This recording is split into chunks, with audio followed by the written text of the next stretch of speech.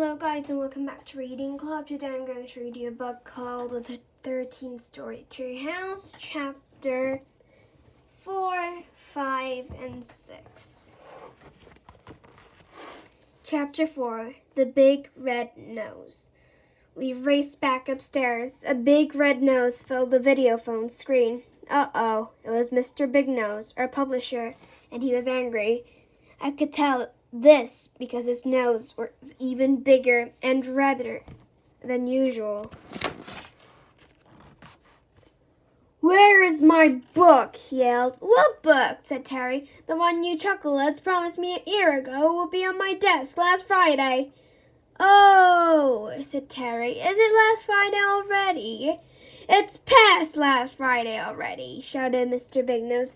"Way past, and your book is still not on my desk." The truth was, we'd kind of forgotten about the book.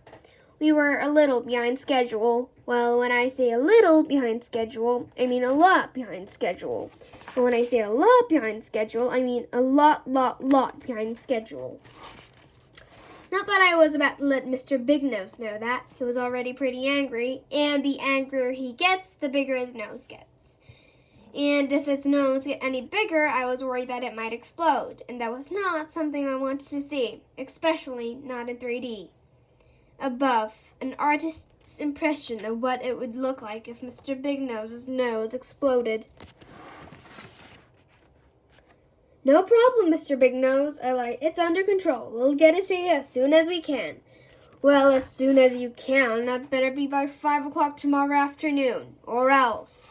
"Don't worry, Mr. Big Nose," I said. "It'll be there all right. We can count on us." "But," said Terry, I quickly ended the call before Terry could say anything that would make Mr. Big Nose any angrier than he already was. "You shouldn't have told him that," said Terry. "I'm way too busy to get it done by tomorrow. Look at my to-do list. I'm flat out. And don't even get me started on my to-don't list. Your to-dos and to-don'ts will just have to wait," I said. "If we don't get this book finished in time, we'll be back to the monkey house for us." "The monkey house," said Terry, looking terrified. "Not the monkey house, anything but the monkey house." For those of you who didn't know, the monkey house is where Terry and I used to work. It was the worst job ever. Cleaning the monkey house was bad enough. I hate monkey poo. "Ha ha! Shut up and sweep." Grooming the monkeys were even worse. I hate nits. Shut up and groom. But the worst job of all was having to fill in for the monkeys while they were on break. "Mommy, those two doesn't look like real monkeys." "Shh! Don't talk too loud. You'll hurt their feelings." I hate bananas. Shut up and eat.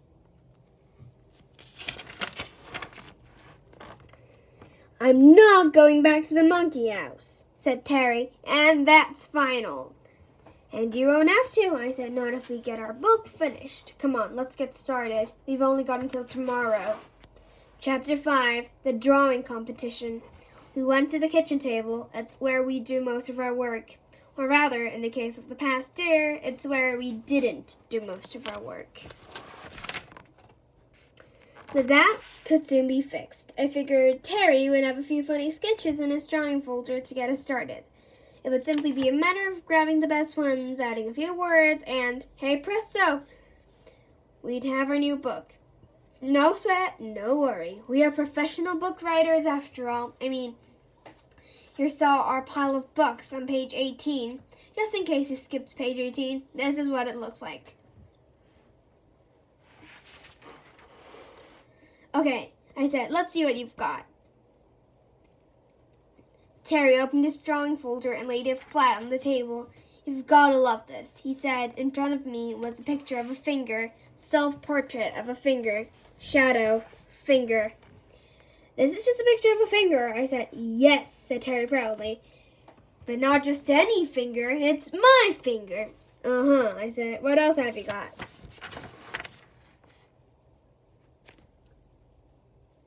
I've got a close-up picture of my finger, said Terry, and it's labeled. Self-portrait of a finger, labeled. Dirt and killer germs. Moose. Broken bits from chewing fingernails. Fingernail. Mountain climbing, ice using ice picks. Mountain climbing, lice, about to die. Help! Hand. Quiet! Singing. Flea. The man in the finger. The man in the moon. Moon. Fingernails. Fingerprints. I stared at it. Well, said Terry, a big grin on his face. What do you think? Lice picks, get it? Not ice picks? Lice picks? Yeah, I get it, I said. I turned the pages looking for more pictures, but all I saw was this. And this. And this. Is that it? I said, 2 pictures. You had a whole year and you only came up with 2 pictures. Honestly, Terry, do you expect me to go all the work, the pictures as well as the writing? Of course not, said Terry. You can't draw. Yes, I can, I said. Drawing is easy. It's coming up with words that takes real skill. If you think drawing is so easy, then let's have a competition, said Terry, handing me a pencil. No problem, I said. First, we drew a knife. That's not a knife, said Terry. This is a knife. Next, we drew a worm. That's not a worm, said Terry. This is a worm. Wow, my picture is so good, the bird thinks it's real.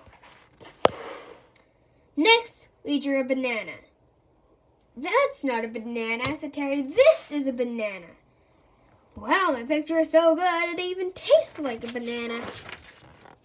No, I said, that's not a banana. This is a banana. I picked up the giant banana that Terry had made the day before and charged at him. Put the giant banana down, Andy, said Terry, backing away. I'll put it down, I said, when you admit that I'm a better drawer than you are. But you're not. Okay, I said. Then I'm sorry to inform you that I'm going to have to whack you over the head with just a giant banana.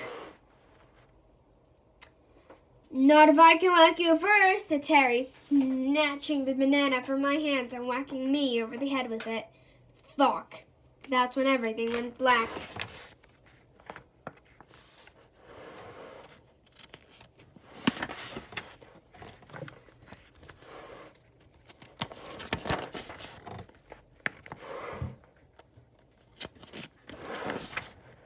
The next thing I knew, I was soaking wet and Terry was kneeling in front of me holding an empty bucket. I'm so glad you're all right, he said. I thought I killed you. So did I said. I can't believe you whacked me with the giant banana. But you were going to whack me with it. 2 wrongs don't make a right, Terry, I reminded him. I suppose not, he said, and I'm sorry. But look on the bright side. At least I saved your life by throwing a bucket of water in your face. But now I'm all wet. Yeah, but at least it's better than being dead. I'll tell you one thing. We're both as good as dead if we don't stop wasting time and get our book finished. You mean get our book started, said Terry. Do you have anything in your writing folder? Actually, I do have the start of the story, I said, and it's a pretty good one too. That's great, said Terry. Let's see it. I grabbed my writing book and began turning the pages. Once upon a time. Great start, said Terry. Action-packed. But what's happened next? I'm not sure, I said. That's as far as I got. That's it, Terry. 4 words, 4 pages, I said. Yeah, but still it's only 4 words, said Terry, and one of them isn't even spelled right. I'm pretty sure it's upon, not upon. Well, excuse me, Mr. Roald Dahl, I said. If you know so much about story writing, why don't you write it? Because it's time for my favorite TV show, said Terry. What about our books, I said. Why don't you write while I watch? Because I can't write when the TV's on, I said. I can't concentrate. Then come and watch it with me, said Terry, patting the beanbag beside him. And that's why, instead of working on our book,